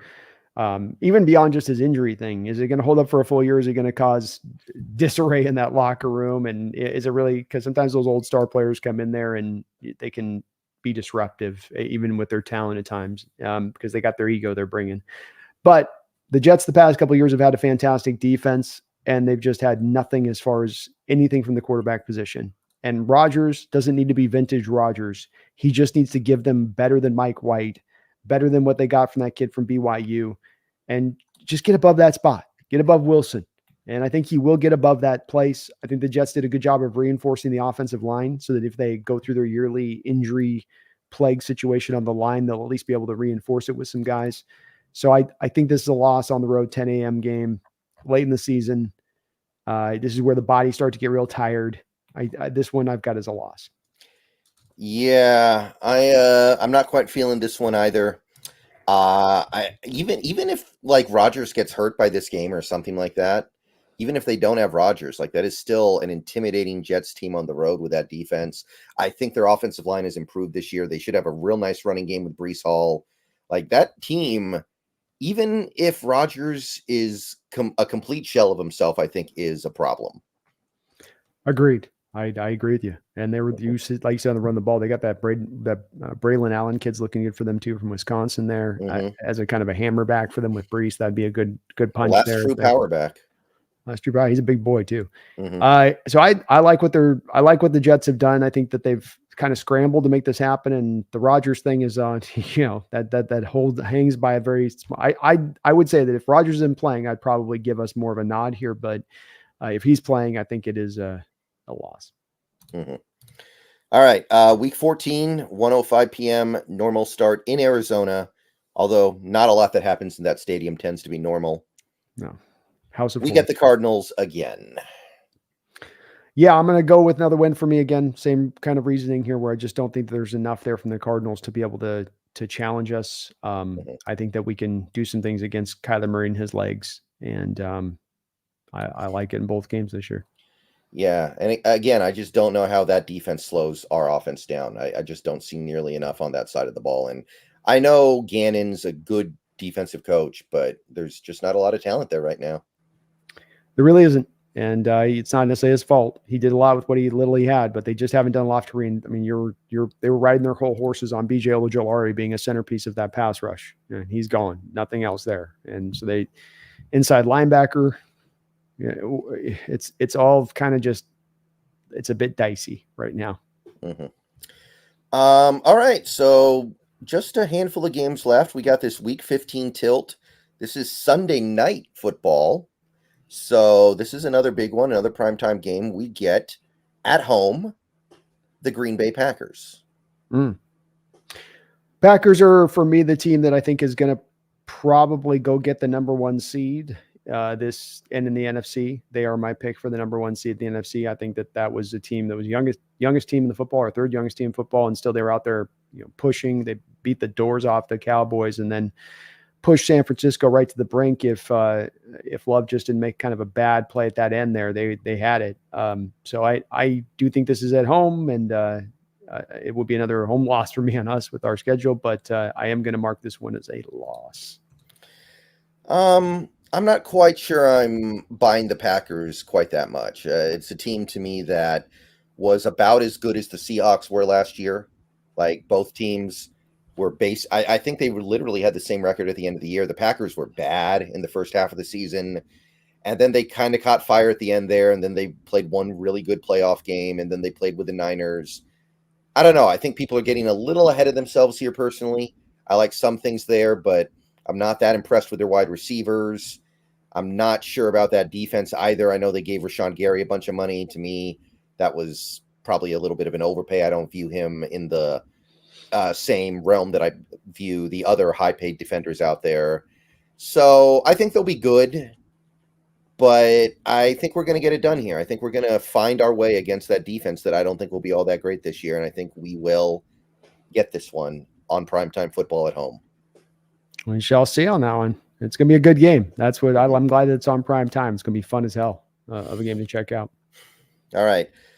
Week 16, back to Sunday, back to 1:05 p.m. start times at home against maybe your early favorite for the number one overall pick, the Minnesota Vikings. Could be very, very much so. And Sam Darnold. Don't forget that, the Sam Darnold led Vikings. Yeah.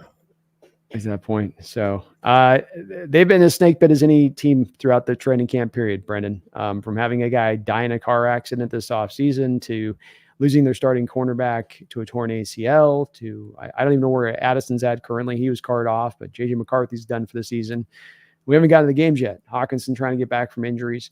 So at home, Viking team, I'm having this come off a loss with the Packers the prior week. We're rejuiced up to get this done. And so I think we do take the win here.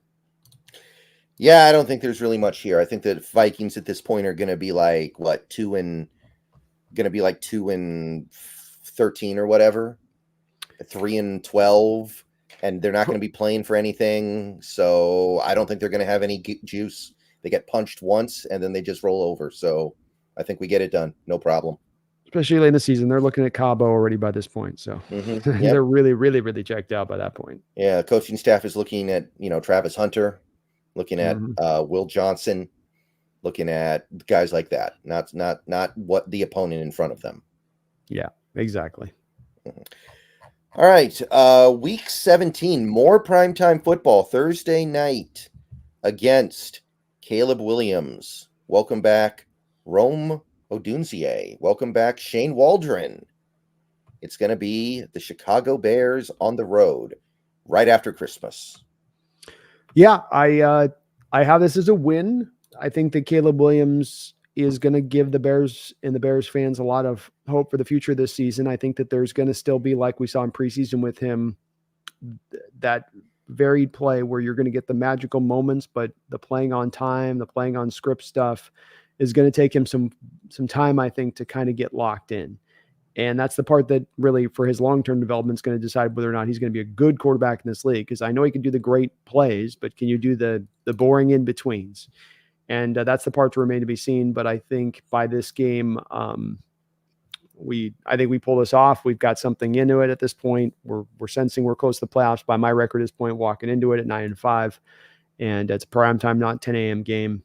I'm going to give us the nod. I like what the Bears are doing defensively too. They've really put the talent together well over there, and they've set the stage well for Caleb for the long term. But this year, you're still catching him, I think, right? Especially rookie Caleb Williams. I hate this game. I got to be honest with you. I hate this game. You're playing in Soldier Field in late December, maybe snow, maybe rain, maybe wind. Like, it could be just about anything. You're playing a team that I think, even though they may not be very good this year, should be very explosive offensively. It's, just after Christmas. It's a primetime game on the road. I don't know. This is the game that gives me that kind of funny feeling. This is the game that I feel like is going to be like, what the heck is going on loss. Every year you've got one or two of them. What the heck is going on loss. You got some what the heck is going on wins sometimes too. So I'm not saying it's going to be all bad on that side, but I don't know. This game gives me a funny feeling. So I'm going to say this is a loss. This is the surprising loss. Oh, yeah, get it on that. I'm going win for sure, but I can get it. It's on the road, and that's a talented Chicago team this year, which we haven't been able to say in quite a bit of time. Yeah. All right. Final game of the year, regular season wise. We don't have a start time yet because week 18, they keep everything under wraps until they know what games matter and which ones don't. We're going to LA to play the LA Rams. So I've got the split on that. I forget what I said in the first one, if I had the win or not, but I've got a split. You said win first win. time. So this would be the loss, which I think should put me at 11 wins for the season. Hopefully that's what I was trying to angle towards. So yes, I would take this as a loss on the road at this point. I've got you coming in with 11 wins, and maybe not as much on the line for you at this point, where you can kind of you're trying to maybe rest up, or getting one win or another is not going to decide. Because I think the Packers very well could be at like 13 wins by that point, especially if you lost to them and the tiebreakers lost. But yeah, I got so it's 11-6 is where I'd have us finishing up on at that point. Yeah, to me, this one's really hard to guess because it depends on, do we have anything to play for? Do they have anything to play for? What's going on with Stafford? This is the last game of the year. Stafford injured by now. There's just so many little elements here that we cannot prognosticate on now. I think that all things being equal, I would probably say a loss in LA, but that's assuming Stafford's out there playing effectively. That's assuming that the Rams have something to play for. If those things aren't the case, then I think we can take advantage of that and probably get the win. But for the moment, I'm going to tentatively, carefully, cautiously go with the loss. There we go. What was your final record? I think I did 10 wins. I think I came out with 10. So I think it's going to be either 10 or 11. I'll go with 10 for now, but it's going to be somewhere in that realm, and I'm good with that. I think that gets you into the playoffs, no problem. And I think that if you can make the playoffs this year, you got to consider that to be a pretty decent success. Very successful for a first-year coach getting the playoffs. I do agree. All right, so we're both in a kind of a similar place. We took different paths to get there, but we both got to the same basic location, I think. Do you think that will win the division, or do you still think the Niners take the division? No, I still think it's probably the Niners take the division. I'm not sure on which one is the team that backs up. I'd bet on the Niners probably being the one that still takes the division, but I think that there's just a an argument to be made here, Brendon, that between the Niners and the Rams, one of those two teams more slips into that third place setting here, in my opinion. That one of those that's being counted on as being that team. And Rams look like the likely one at this point with where it's angled to, especially the Niners now getting the Ayuk deal done and looking like gotta get just Trent Williams back in there, back ready, roaring to go. Yeah, I mean, you look at that Rams team, it really feels like they're just going to have Stafford be like Atlas carrying the whole world on his back. And it's not a back you want to put a lot of weight on necessarily. So I like that goes down, or if Stafford just falls off and isn't the same quarterback he was last year, it's, they could be like a 5-win team this year pretty easily, I think. And then I think they're trying to run the ball a lot this year, like with those offensive line signings that they made and trying to build up the beef. They're going to just try to, I think, do a lot of lean on the run, to your point, protecting Stafford, limiting the high volume games that he has to encounter. But that defense may end up forcing those high volume games to come about. And then now does the injury stuff come up a little bit more because he is putting himself more in more at risk. And I think that's a good possibility of that. All right. So I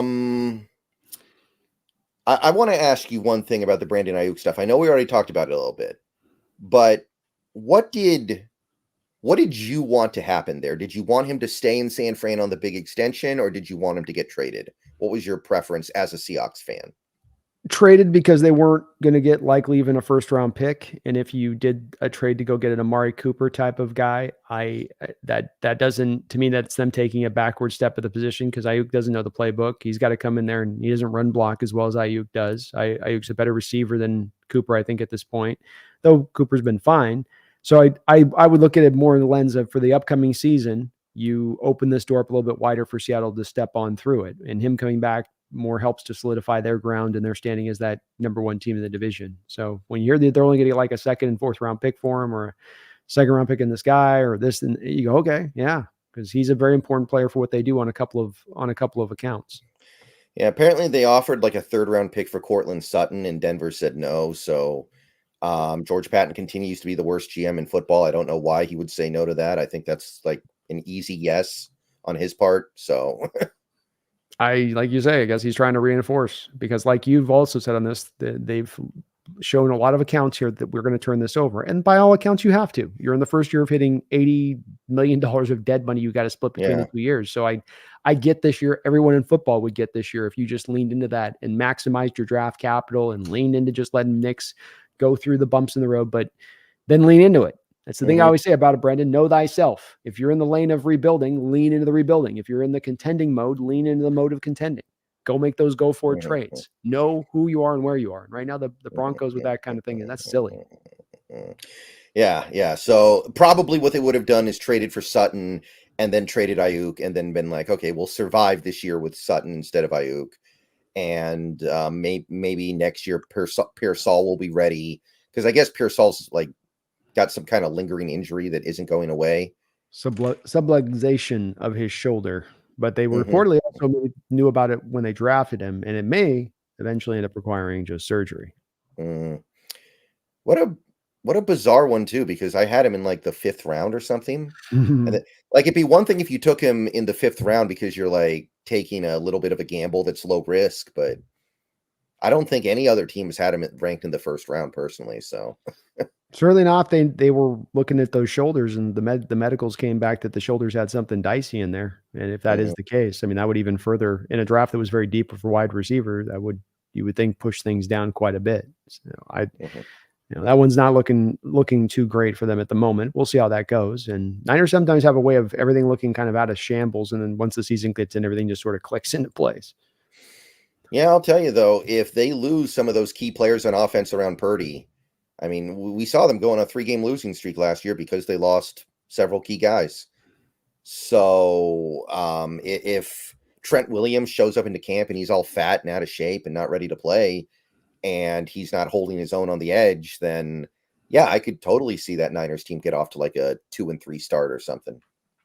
Well, they're going right into the Jets next week, and that's going to be a tough game against their defense. And Rodgers is at full health at that point, and you don't have Williams in house. Maybe they sign him in the next couple of days, but we're to Thursday here. You'd think he'd have to get onto the practice field at least for a couple of days here If you're planning on trying to have him go out and running up against that Jets team. So that's one game alone right there where it's kind of, you're already costed by Williams' absence, even if he can come back. Yeah, I mean, this is what happened with Dwayne Brown with the Seahawks in 2021. Mm-hmm. He was holding in for a new contract. We told him no, and eventually he started working out again. But the first half of the year was bad, and then the second half of the year he played a lot better. Yeah, you got to the training process and training camp is extremely important. It's not just something a vet can be like, well, I'm 35. I've done all these training camps. I don't need it. No, everybody needs it. Everybody needs to get themselves prepped for a long NFL season. And if you don't, I think you're going to suffer from it. Unless you're Walter Jones, unless you're Walter. There's Walt. Well, he's pushing cars and stuff. He's such a freak, Right. But if the Seahawks get to 11 wins, which is what you had, do you think that might get Mike Macdonald some Coach of the Year hype? Do you think that might get it done? Probably not. I've been on a recent tangent of just saying that, if we're talking about ever trying to predict defensive player of the year, defensive rookie of the year, coach of the year, when it comes to the Seahawks winning awards in my lifetime, you have to be far and away the best up for that award for you to win it. So Sean Alexander had to put up a record-breaking season to get an MVP award for the Seahawks. Geno Smith had to be the undeniable comeback player of the year winner that year that he won it.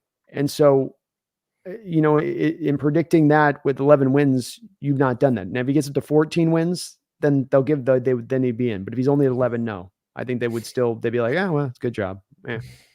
Yeah, I'm looking at all these prognosticators, professional and amateur, that seem to think the Seahawks are going to win like 6 games this year. If they win 11, like that's a big improvement over expectations. So at that point, he better be on the list is all I'm saying. If he can get up to, you saw Brendon 2 years ago. We were at the same place as far as the prognostications once you moved off Russell Wilson. Remember, we're heading for the dark ages. We'll never win again.